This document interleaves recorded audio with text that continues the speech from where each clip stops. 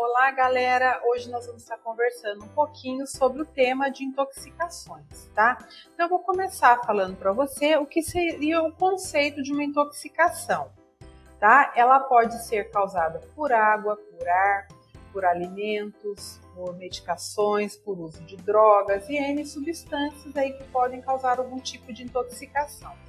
E dependendo do agente causador, né, é o que vai definir a gravidade da nossa intoxicação. Acho que todo mundo, com certeza, em algum momento da vida já teve, nem que seja uma intoxicação alimentar, né? Com vômito, com diarreia, que é uma coisa mais leve. Porém, nós temos aí outros causadores de intoxicações aí bem mais graves, tá? Então, é importante a gente conhecer um pouquinho, né, dessas substâncias até para a gente poder dar o tratamento adequado para o nosso paciente.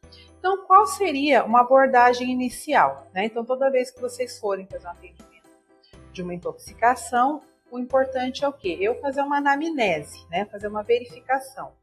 Se a pessoa está consciente, né? Ou se ela está inconsciente, se tem alguém junto dela e outros sinais que ela possa apresentar, como por exemplo, né? As pupilas, avaliar sempre a reação pupilar, né? Como é que estão essas pupilas, os sinais vitais, que é importantíssimo, oximetria de pulso, tá? Deixa eu ver o que mais. Monitorização cardíaca, se nós tivermos disponível no local.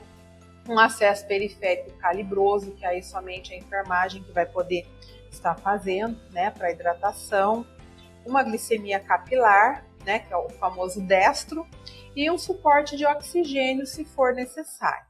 E depois, a nível hospitalar, ele vai receber, né, o atendimento e os exames laboratoriais. Mas uma coisa aqui que é fundamental nesse primeiro atendimento é eu ter noção de que tipo de intoxicação que eu estou atendendo, né? É uma intoxicação por medicação, por uso de droga, alimentar, até para a gente ver a gravidade dessa intoxicação, tá? Eu estou falando aqui alguns tipos, mas depois a gente vai ver que tem outros tipos aí até mais graves, né? Como inalação de fumaça, inalação aí de gases, né, uso de drogas, que é bem complicado também, tá? Então a gente vai estar falando um pouquinho. Então, assim, sempre eu tenho que tentar conhecer aí qual foi o agente causador dessa intoxicação. Então, nós temos aí, né, algumas drogas, como anfetaminas, efedrina, cocaína, crack. Então, a abordagem inicial é importante eu fazer uma anamnese, tá? Que é tipo uma triagem. Em primeiro lugar, eu vou tentar descobrir qual foi esse agente causador dessa intoxicação, tá? Se eu tiver isso, já é meio caminho andado, né, gente? Porque, por exemplo, uma intoxicação alimentar, ela é bem menos grave do que uma intoxicação por medicação, né? Então, por isso que é importante eu saber qual tipo de intoxicação que eu estou trabalhando ali naquele momento. Então, verificar sempre sinais vitais, oximetria de pulso, ver nível de consciência. Então, vocês podem estar aplicando aqui a escala de coma de Glasgow. Tamanho, né? Tamanho de pupila na escala. Se eu tiver disponível no local, um eletrocardiograma, uma glicemia capilar, tudo isso vai ajudar também no oxigênio, tá? E aí, quando esse paciente chegar no hospital, ele vai realizar outros exames, né? Exames laboratoriais, exames mais específicos. O que é muito comum hoje, por exemplo, né? O paciente tomou medicação, alguma coisa que está a nível de estômago. Então é o que? A lavagem com soro fisiológico, lógico, uma quantidade bem grande, né? Passa uma sonda nasogástrica e depois é aplicado o carvão ativado. Esse carvão ativado ele vai absorver boa parte dessa medicação que está no estômago, tá? Então estou citando só um tipo, né? E as intoxicações, elas podem ser, né, acidentais ou provocadas, como tentativa de suicídio, né? Como, por exemplo, o chumbinho, né, que é o veneno de rato, que às vezes as pessoas tentam suicídio com chumbinho, com abuso excessivo de medicação. Então, tudo isso aí eles podem estar utilizando sim, tá? Então, nós temos aí algumas drogas, como, por exemplo, as anfetaminas, né, que são os famosos remédios aí para emagrecer, que o pessoal de academia às vezes utiliza, efedrina, cocaína, né? Hoje nós temos muitas drogas sintéticas, como LSD, e por aí vai, né? Que são intoxicações aí bem graves, né? Que são bem complicadas aí para tratar. Então, o tratamento inicial, tudo a nível hospitalar, lógico, se a gente encontrar um paciente né, com uma síndrome dessa, vocês vão imediatamente colocar na ambulância, no SAMU, na viatura e encaminhar para o pronto-socorro. Então, primeiro, né, uma boa hidratação no suporte cardiovascular, que esse paciente ele pode evoluir para uma parada cardiorrespiratória. Ou vocês podem, de repente, encontrá-lo já numa situação de parada cardiorrespiratória pelo uso de droga. Aí vai iniciar as manobras de reanimação, né, massagem cardíaca, intubação e etc. Então, assim, tem algumas medicações que elas podem ser utilizadas e outras não, né? Aí quem vai definir esse tratamento são os médicos. Outra coisa importante, né, no momento desse atendimento, esse paciente ele está apresentando uma crise convulsiva, ele pode sim, né, pelo uso de alguma droga, ele está apresentando uma crise convulsiva. Nós temos também intoxicações aí por antidepressivos, neurolépticos, que são medicações controladas. Então, quando é medicação, o tratamento é sempre esse, é a lavagem gástrica, né, e o uso do carvão ativado, que é o principal aqui para ajudar, tá? Só que nós não temos somente as intoxicações por medicações, né? Nós temos por inseticidas, os pesticidas, aí que às vezes a pessoa utiliza de forma inadequada, sem uso de máscara, produtos químicos também, né? Às vezes tem uma concentração muito alta de formol, né? A mulherada aí que gostava da progressiva, né? Então a gente sabe aí de casos de intoxicação que levaram até a óbito, né? Essas substâncias são substâncias bem graves. Então é importante a gente conhecer um pouquinho, né? Tentar ou com a vítima ou até com um familiar, com a pessoa que está próxima, descobrir qual foi o inseticida, qual foi o pesticida utilizado, porque todo frasco, se a gente for olhar, né, até um álcool, alguma coisa que a gente compra em casa, sempre tem ali a composição, né? E é importante entrar às vezes em contato, né, com o centro de intoxicação, passando qual foi o tipo, até para eles nos darem qual é o antídoto utilizado, qual é o tratamento.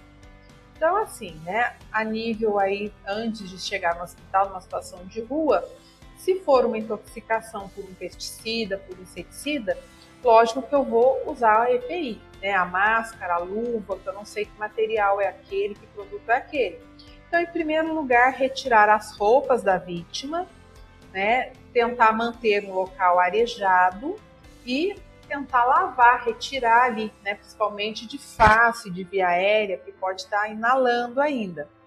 Então, seria esse o primeiro cuidado. E aí depois, os antídotos já vão ser utilizados a nível de hospital, né?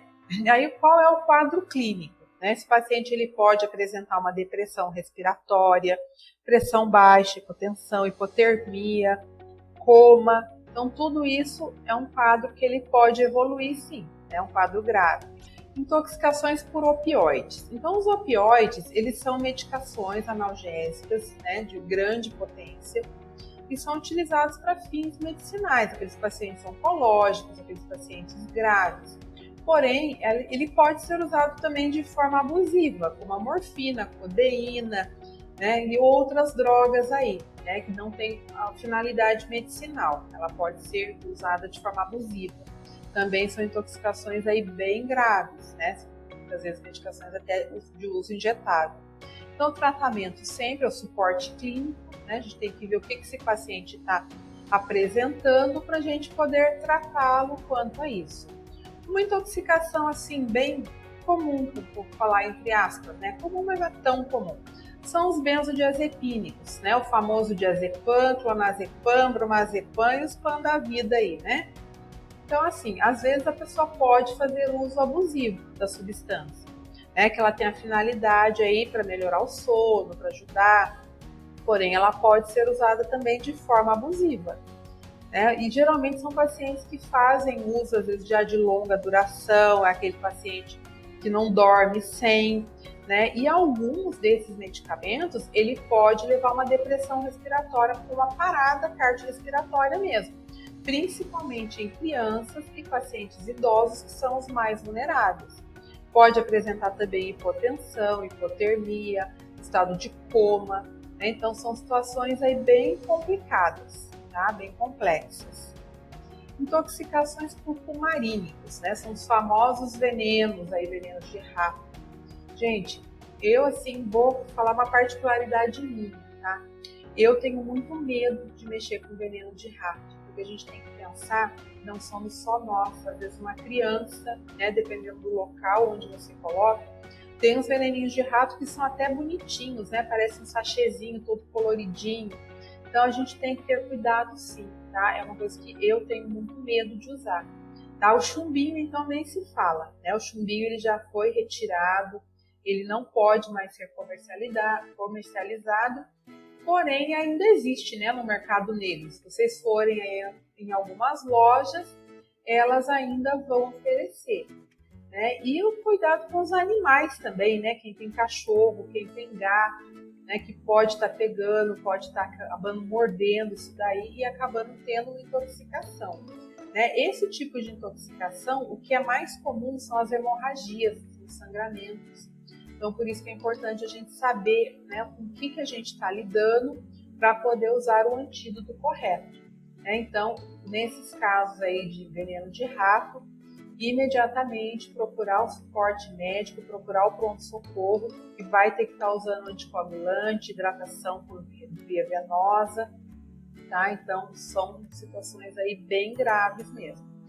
Outra situação são os anticonvulsionantes, né? O fenobarbital, carbamazepina, vocês conhecem aí que é o Gardenal, né? Então, são substâncias também que, se houver o uso abusivo, pode levar a uma depressão do sistema nervoso central, uma sonolência, letargia, confusão e chegar até um estado de coma mesmo, choque e coma, se não for atendido a tempo. O tratamento permanece o mesmo, né? Lavagem gástrica, carvão ativado e as medidas de suporte, né? Sinais vitais, principalmente oximetria, né? E às vezes, em alguns casos mais extremos, esse paciente ele tem que chegar a diálise peritoneal. Vocês sabem o que é diálise peritoneal? Então, assim, vai ser colocado um catéter no abdômen e vai ser infundido uma solução, que seria tipo um soro, em grande quantidade, para fazer a lavagem de todo o peritônio, para retirar toda e qualquer substância que possa ter sido absorvida, porque às vezes a gente não consegue, né? Quando está a nível gástrico, só com a lavagem com carvão você consegue, só que isso daí, com o passar do tempo, vai ter uma absorção. Quanto mais tempo demorar para esse paciente ser atendido, mais ele vai ter absorvido essa substância, né? Então, existe esse tratamento também, tá? Não é um tratamento fácil, né? Então, ele precisa de um grande centro aí para estar fazendo, né, esse tipo de tratamento.